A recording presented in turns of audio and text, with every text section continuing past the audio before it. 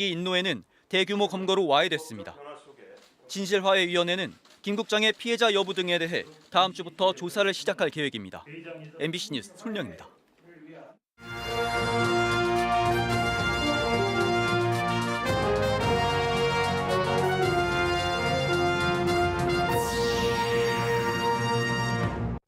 충북을 포함한 지자체들이 저마다 특별법 경쟁에 뛰어들었습니다.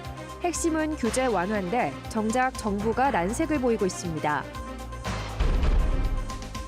바다 없는 내륙 충북에 처음 들어서는 국립미래해양과학관이 2025년 개관을 목표로 청주 밀레니엄타운에 착공했습니다. 제천 단양에 밀집한 시멘트 공장 환경피해 보상 방안이 표류하고 있습니다.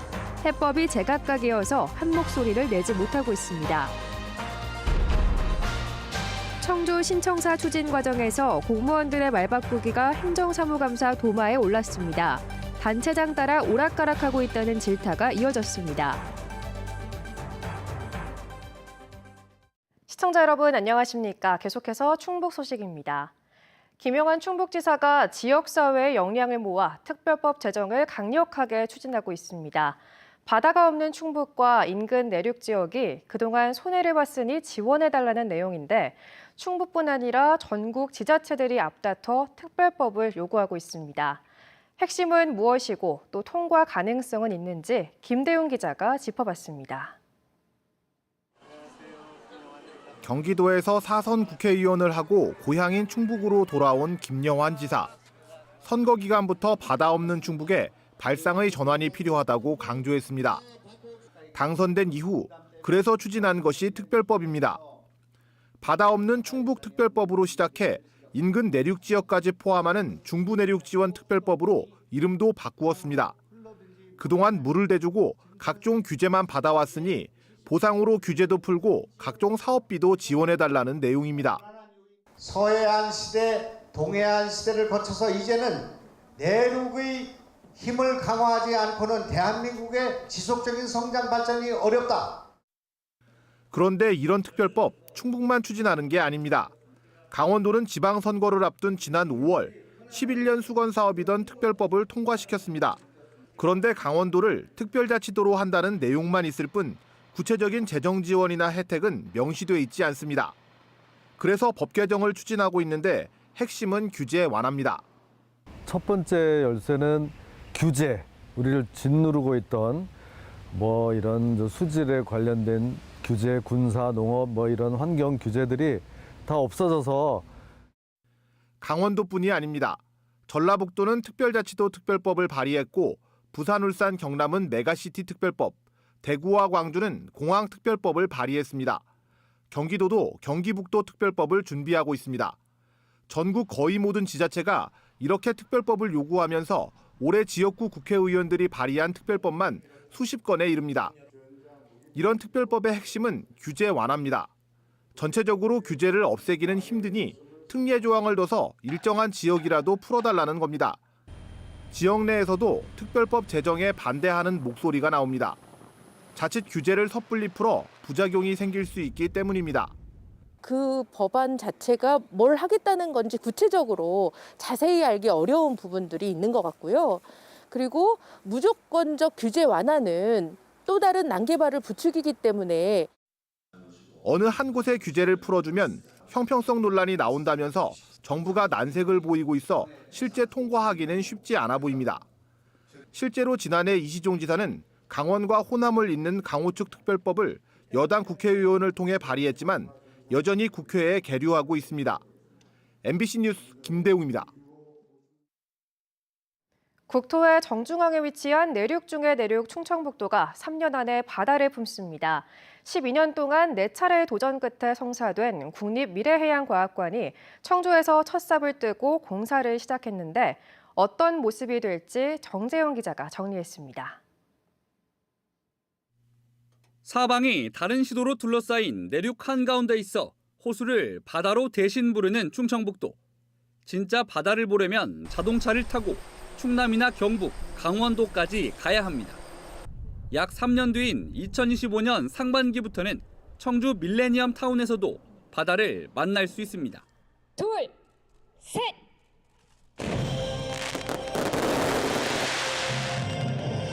헌신 만고 끝에 내륙권 최초로 확정된 국립미래해양과학관은 지하 1층, 지상 3층 규모로 조선시대 전투선인 판옥선과 해저 지각 변동을 형상화한 모습을 띠게 됩니다.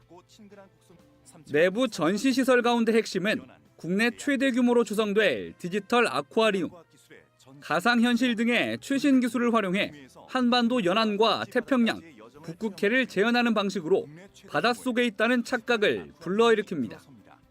실제 바다 물고기들을 만나는 생물관과 바다 현상과 원리를 체험하는 탐구관, 해양 과학 기술을 배우는 누리관에 해변처럼 꾸민 휴식 공간도 들어섭니다. 바닷가에 있는 해양과학관에서 수족관, 아쿠아리움에 가서 보는 것보다 더 실감남, 또 현실에서는 구현할 수 있는 그런 더 실감 영상도 더 구현할 수 있을 것이 아닌가. 지자체로부터 부지를 제공받은 해양수산부가 3년 동안 국비 971억 원을 투입해 짓습니다. 충청북도는 과학관을 짓는 김에 내수면 예산도 추가 지원해달라고 요구했습니다. 해수부 1년 예산의 1%도 못 받는 내륙인 만큼 과학관만으론 부족하다는 겁니다. 적어도 5%라도 주셔야 우리가 바다가 없는 결핍을 메꿀 수 있지 않을까 생각합니다. 장관님 그렇게 해주시겠습니까? 그러면 한 3천억 주시는 겁니다. 조승환 해수부 장관도 김 지사의 이른바 충북 홀대론에 공감한다며 괴산 단양에서 추진 중인 내륙어촌 재수행 사업과 괴산 수산식품 거점단지 활성화 등도 적극 지원하겠다고 화답했습니다. 해양과학관 이제 건립을 계기로 해서 이 충청북도 지역의 그 내수면 어업이라든지 또 그 내수면 주변의 그 관광시설 투자라든지 이런 부분들에 대한 투자를 더욱더 확충해 나가겠다. 내륙에서도 바다를 배우고 체험할 수 있는 최초의 공간이 될 미래해양과학관. 해수부와 충북도는 실내 빙상장과 충북교육문화원 등 함께 즐길 시설도 인접해 연간 40만 명 이상이 찾을 것으로 기대하고 있습니다. MBC 뉴스 정지영입니다. 민주노총 화물연대 전국 총파업에 충북 일부 노조원이 동참합니다. 민주노총 화물연대 충북지역본부는 내일 0시부터 BCT를 비롯해 물류를 운송하는 노조원 300여 명이 파업에 동참한다고 밝혔습니다. 안전운임 일몰제 폐지와 적용 확대 등을 요구하는 노조 측은 지난 6월에 이어 무기한 총파업에 나섭니다. 오는 25일로 예정된 전국 학교 비정규직 연대회의 총파업과 관련해 충청북도 교육청이 급식 등 대책 방안을 세웠습니다. 충청북도 교육청은 파업 기간 식단을 변경해 간편식이나 조리 과정 없이 먹을 수 있는 빵, 우유, 도시락 등을 제공하기로 했습니다. 또 학교 관리자와 돌봄 보조 인력의 자발적 돌봄 지원, 돌봄 교실 통합 운영 등 돌봄 공백 대책도 준비하고 있습니다. 도내 학교 비정규직 연대회의 소속 교육 공모 직원은 조리 실무사와 특수교육 실무사, 초등 돌봄 전담사 등 6,100여 명입니다. 청주시의회 행정사무감사가 이틀째를 맞았는데요. 예상대로 시청 본관 처리 문제가 또 도마에 올랐습니다. 야당 의원들은 청주시의 불투명한 행정을 강하게 질타했고 여당은 본관 철거의 필요성을 강조했습니다. 김영일 기자입니다. 이틀째를 맞은 청주시의회 행정사무감사. 청주시청 본관 건물 처리 문제가 집중 거론됐습니다. 올해 새 시장이 취임한 이후 시청 본관 건물 보존을 추진하던 청주시가 갑자기 철거로 입장을 바꾼 과정을 집중 추궁했습니다. 회의 한번 참석하셨죠? 예, 그 이후에 모든 내용이 다 뒤집어집니다. 그러니까 같은 위원들이 같은 내용을 가지고 같이 회의를 하는데 내용이 뒤집어져요. 제가 참석을 해서 어떤 방향성이나 이런 걸 가지고 얘기해서 그렇게 됐다고 저는 생각하지 않고요. 시청 본관의 문화재적 가치 판단을 받으라는 문화재청의 권고를 무시하고 외생 논란만 부추겨 갈등만 키웠다고도 비판했습니다. 검토를 안 하고 있습니다. 정말로 외생 논란이 있고 설계에 대한 외생 논란이 짙다라고 하면 뭐가 아쉽고 뭐가 두는 게 있어가지고 이 검증을 안 하는 거죠? 신청사 설계 재공모도 도마에 올랐습니다. 국제 공모를 통해 100억 원 가까이 투입된 열쇠가 허무하게 낭비될 처지에 놓였지만 누구도 책임지는 사람이 없다는 겁니다. 저는 의원으로서 100억 원 가까운 세금이 허무하게 낭비되는 상황에 대해서 언급하지 않을 수가 없습니다. 그 책임은 누구에게 있다고 생각하십니까? 안타깝지만 제가 말씀드릴 수 있는 건 어쩔 수 없는 거 아니냐. 저거를 할 수 있는 상황이 아니지 않습니까? 지금 국민의힘 청주시 의원들은 가장 중요한 건 하루라도 빨리 새 청사를 지어 시민 불편을 해소하는 거라며 본관 철거를 지지했습니다. 본관을 전체 하는 거로 이렇게 했지만은 지금 이게 설계 공모를 새로 하다 보면은 또 불가피하게 청사를 철거할 수밖에 없다는 그런 결론도 나오잖아요, 그죠? 여야 동수인 청주시 의원들의 입장차가 팽팽히 맞서는 상황에서 당장 내년도 예산안에 포함된 시청 본관 철거 예산 처리도 장담하기 어려워 보입니다. MBC 뉴스 김영일입니다. 시멘트 공장에 있는 제천과 단양은 먼지와 환경오염 피해를 고스란히 감수하고 있습니다. 어떻게든 그 피해를 보상하라며 각종 대안들이 제시되고 있는데요.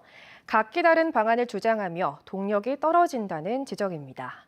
보도에 이지현 기자입니다. 시멘트를 만드는 소성로, 이걸 돌리는 연료는 폐기물입니다. 하수 찌꺼기와 폐타이어, 목재 모두 연료가 됩니다. 일반 폐기물을 배출하면 환경 부담금이라도 부과되는데 소성로 연료로 폐기물을 공급하면 재활용으로 간주돼 부담금도 안 냅니다.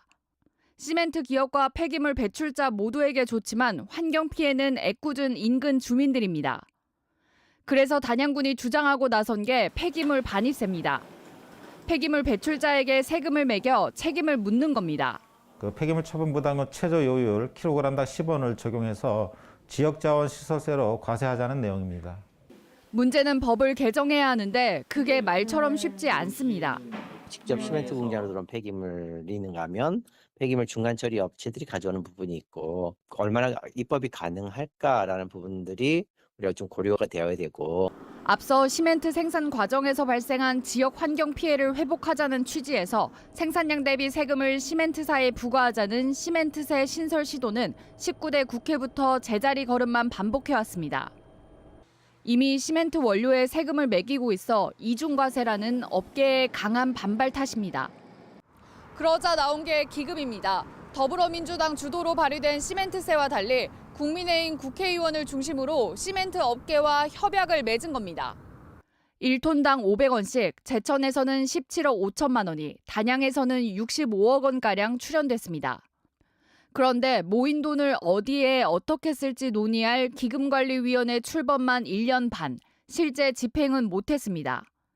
이 기금처럼 과거 시멘트 회사들이 내놓은 마을발전기금은 주민 간 불화의 씨앗이 되기도 했습니다. 이해관계에 따라서 엄청난 갈등을 빚고 있어요. 이미 정부가 지역 주민에게 책임을 져야지 어떤 기업에게 그 책임을 맡긴다는 것 자체는 바람직하지 않다고 생각합니다. 추진 주체도 책임자도 다른 세 가지 방안이 나오는 사이에도 피해는 계속되고 있습니다. MBC 뉴스 이지연입니다. 미호강 주변 가금 농장에서 고병원성 조류 인플루엔자 확진이 잇따르는 가운데 영동 금강변에서도 야생조류의 감염이 확인됐습니다. 충청북도는 지난 18일 영동군 양강면에서 발견된 큰 고니 사체에서 H5N1형 고병원성 바이러스가 확인돼 반경 10km 내 가금 농장 5곳, 52만 3천 마리에 대해 이동 제한 조치를 내렸습니다. 도내 야생조류의 고병원성 감염은 4번째로 청주 미호강변에서도 H5형 의심 사례가 추가돼 정밀 검사가 진행 중입니다. 가금 농장의 경우 지난 17일 청주시 미원면 종오리 농장 이후 신규 감염은 나오지 않고 있습니다. 수당 미지급 등에 항의한 이후 출퇴근 기록 조작을 이유로 징계 해고된 한 노동자가 법정 다툼 5년 만에 해고 무효를 인정받았습니다. 이 노동자의 용기는 부당함이 개선되는 계기로 이어졌습니다. 허지희 기자가 보도합니다. 지난 2018년 다니던 회사에서 징계 해고된 전영진 씨. 출퇴근 기록을 조작해 연장 근로수당을 더 챙겼다는 게 해고의 이유였습니다. 회사는 전 씨를 형사 고소했지만 법원은 증거가 없다며 무죄 판결을 내렸습니다. 검찰의 항소 기각까지 2년. 이후 전 씨는 해고 무효 확인 소송을 제기했습니다.